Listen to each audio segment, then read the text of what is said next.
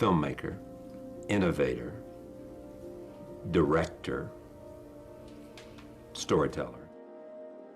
Well, a director is just somebody who's got a fetish with making the world to be the way he wants it to be. Sort of narcissistic. That's you? All directors. They're no different. All directors are vaguely like emperors, which is, I want to build the society to reflect me and what I want. And just say, I'm going to create a world where people can fly.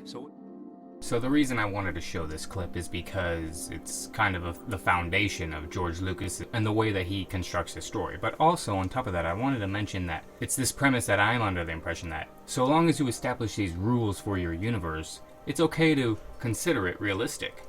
As long as you adhere to those rules, it can be considered realistic. But only if you adhere to those rules. If you veer from those rules, well, then you break my immersion to that universe. If you're breaking the rules that you established from the first movie, that's another reason why we don't like the new movies, and it's also a reason why I don't like it, because it's not realistic according to the rules that Star Wars originally is established on. Yes, I attained an injury recently, and don't mind the COVID hair. I'm just kind of digging. I'm prepping for winter. Anyways, let's continue on. So what does Star Wars say about the world you want to create? Well, Star Wars and Indiana Jones were basically put together, especially Star Wars, and that was done in the same vein that the patron creates the propaganda, and what I wanted to do was go back to some of the older propaganda, which was consistent through all of the societies, which is mythology, but to say, what did they all believe? This propaganda was created independently. Yeah. What are the things that they all actually believed? We're talking relationships with your father, relationships with your society, history, relationships with the gods. All of this stuff, it's old, but they're psychological motifs that were created, primarily oral storytelling, that explained what they believed in. So what I wanted to do is go back and find the psychological motifs that underlie that, because those grow out of popularism. A majority of people, boys, have a certain psychological relationship with their fathers, and that's been going on through history, and trying to explain that to say, we know your darkest secret, and therefore you're part of us. Because you have worn all these hats though, filmmaker, director, storyteller, writer, technological innovator, what do you want the first line of your obituary to say? I was a great dad.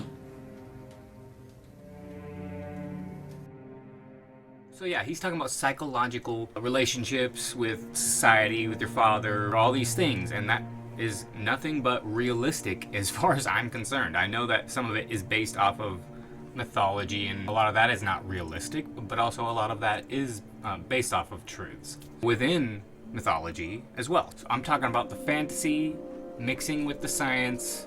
Fantasy and fiction is kind of the same thing.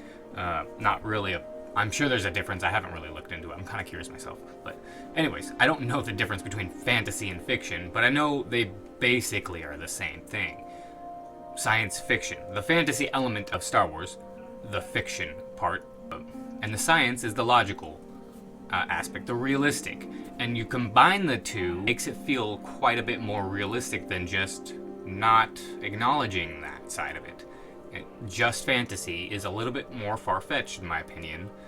But even Lord of the Rings, it's not just fantasy. There's a very realistic feel to that world. So again, I know it's not science explanation, but it definitely feels real, so it's very grounded, giving it a realistic feel. Now, it's not realistic in any sense, but it's realistic in terms of the universe in which we're watching. In this example, of course, I'm talking about is Lord of the Rings. Anyways, let's continue on. Therefore, you could preach to anybody you wanted to preach to because you weren't dependent on anybody. Well, the issue is ultimately the reality of it, which is I'm a unique blend of a practical person, pragmatic person, and a fantasy daydreaming guy who's not very practical at all. So, and you combine those two. Well, I didn't, but the DNA, or we can say whatever force was at work there. Whoever created George Lucas gave him those two skills. Yes, and they're the opposites. And I've always been that way. Francis, when we started, he was a Hollywood director, and I was this crazy kid doing art films. And I said, I'm never going to go into the theatrical film business. I only want to do art films. I'm going to do documentary films, documentaries, cinema verite, that sort of thing was just coming in. And I said, this is what I'm doing. I'm excited. My ambition then was ultimately to be Michael Moore. Anyways, that last clip I just felt kind of explains itself in a way. It's kind of self-explanatory. You could, and what I put in the text. That's gonna be it for me. This video's gone long enough. Thanks so much for watching, everyone, and take it easy. Well, then you break my immersion. My immersion.